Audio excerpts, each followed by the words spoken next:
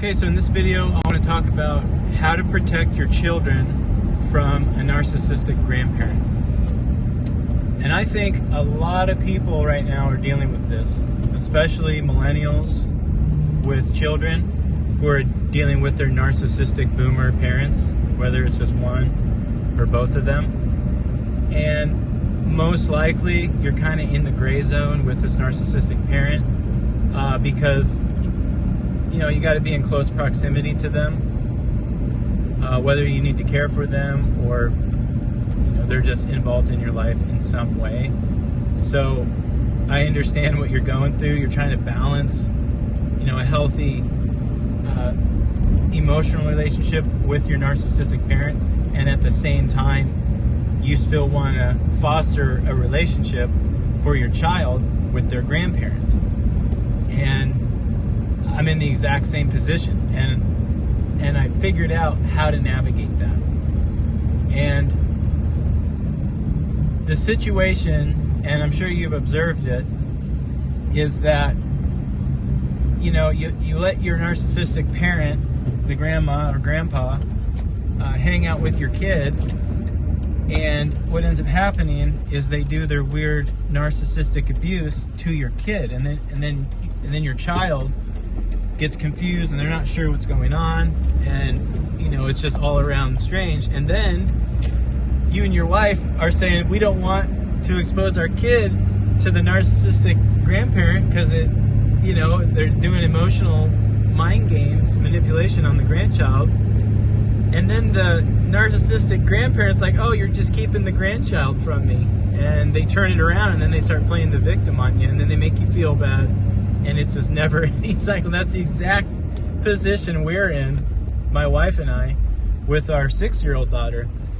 Because of, I've kind of gone to the extreme in the gray area with my narcissistic mother, to where there's minimal communication. It's maybe a hello, and then I'll just see her. But all the communication is done through my dad. If something needs to be communicated. But because she's a narcissist in collapse, which I think a lot of the grandparents most likely are narcissists experiencing collapse because they don't have their supplies anymore. So what do? They go after the easiest supply, and it's the grandchild. And that's exactly what my narcissistic mother has done, is she went after the grandchild for a supply. And, and what is supply to a narcissist? It's really, if you boil it down, it's just energy. They want to manipulate the individual so that they can steal their energy. And so what my narcissistic mother would do to my daughter was to be the hot and cold thing, the kind of love and the hate where she would just pour it on her, like, oh, I love you so much, you're so great, let's spend all this time together. And then she would quickly reverse, and it was, oh, I don't have time for you, I don't want to see you, don't bother me.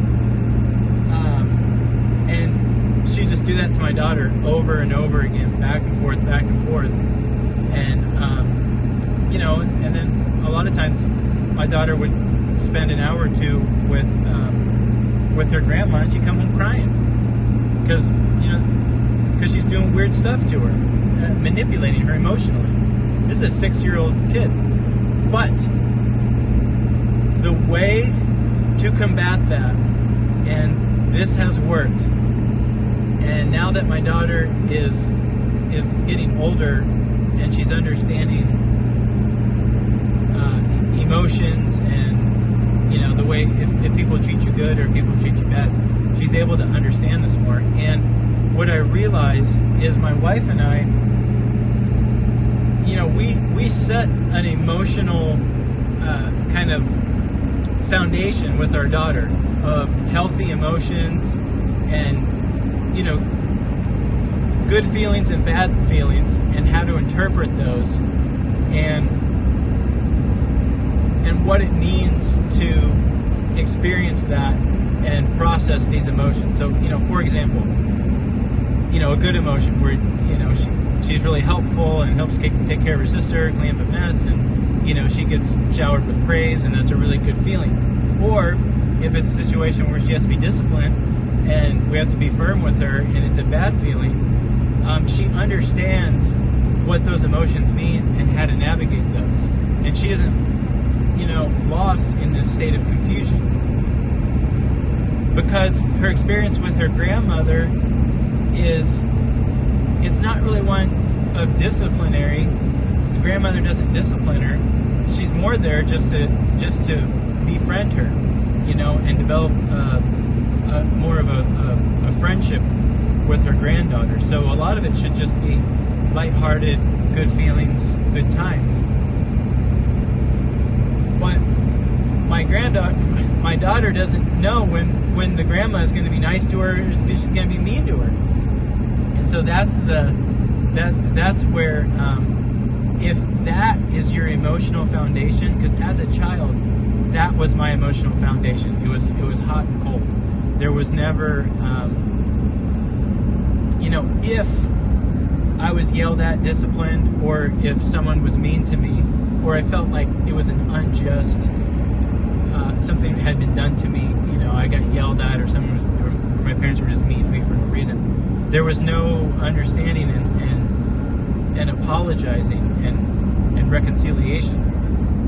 If I feel I've unjustly treated my daughter in a negative way, I'll come to her and apologize and say, I'm sorry, I was in the wrong.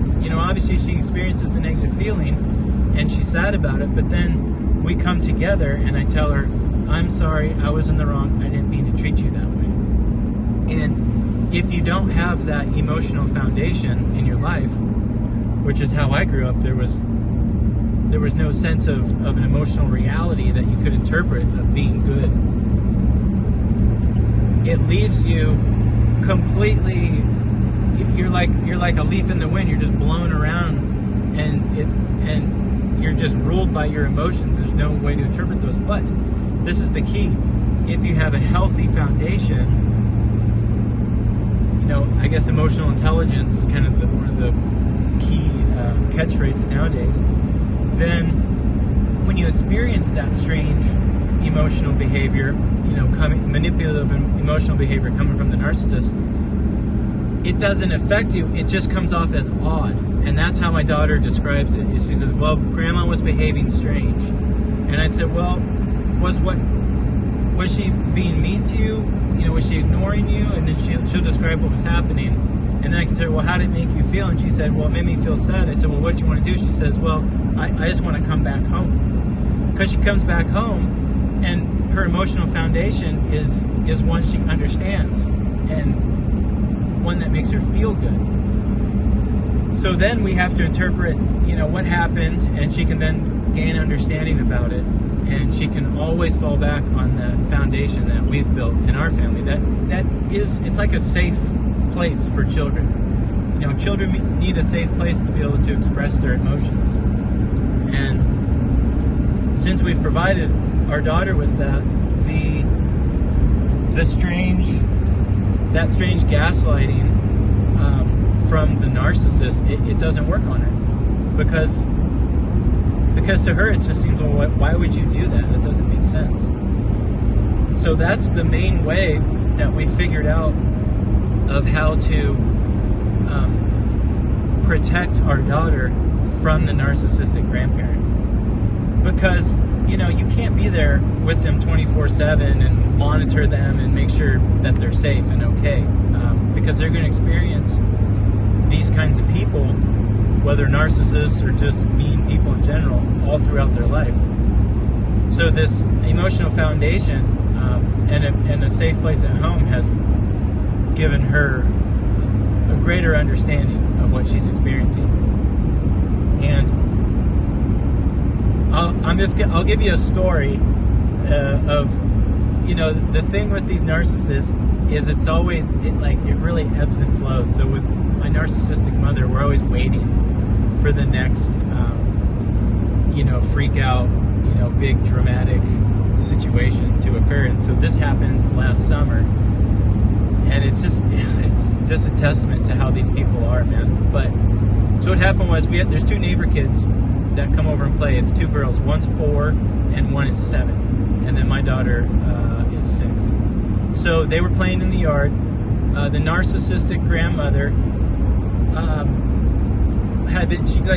she goes to these little markets and sells like little tchotchkes to people, and she was at the market all day. It was on a Sunday, selling her tchotchkes. She came home, and the children are playing in the yard, and they want to get her attention, so she engages with them, because who doesn't want to engage with their grandparent? But the narcissistic grandma is annoyed by hearing the children screaming and yelling, and just playing kids games, and is tired or whatever. And so the kids, they dump some sand on the narcissistic grandmother's like little porch mat, before you go into the door.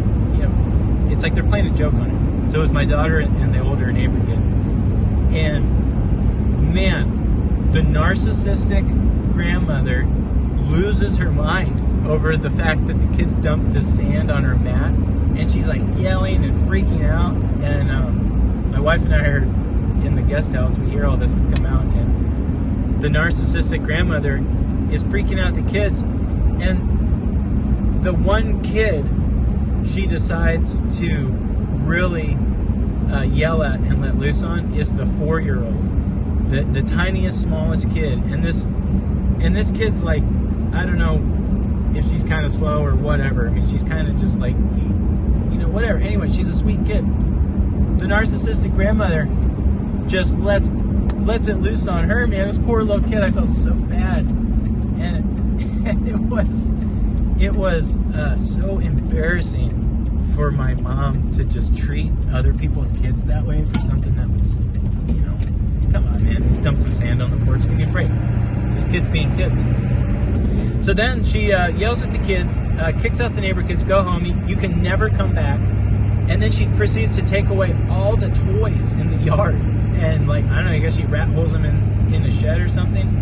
And yells at my daughter, makes her cry, makes the other kids cry. They're gone. And so, basically just completely embarrasses herself. Who goes off on children that way? And so what happened was my wife observes all this and casually walks up to my narcissistic mother and tells her, just stone cold, listen, never yell at my child.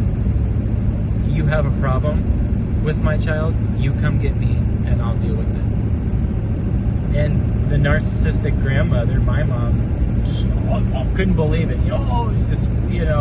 It kind of it didn't compute, because narcissists aren't used to people standing up to them, because they have everyone manipulated. So then, we had to deal with the fallout from that for months. The kids are traumatized because they get yelled at. They don't know if they're allowed to come over and play. My daughter doesn't want to go out in the yard because grandma's just going to yell at her and took her toys away. And it's been, it's about a year later, and it's calmed down. But that's how these narcissistic grandparents are, or just these people in general. They, you pick the smallest person to belittle and yell at. That is, 4-year-old girl is not going to stand up to some 70-year-old narcissist woman. Anyway, but to wrap that up, if you can develop that good, strong emotional foundation for your kid, then the gaslighting and the emotional manipulation from the narcissistic grandparent, it won't work. And then you'll have to talk your kid down after they spend some time with the narcissist, because obviously it's confusing for children. But that seems to work the best for us. And then also too, it's limiting the exposure to the narcissist. You have to consider, the more they're around them, the more they're going to do their weird manipulation to the kids. So, we pretty much just try to really limit our granddaughter's exposure. So anyway, I hope that helped, but that's been working for me. So try it out. Okay, talk to you soon.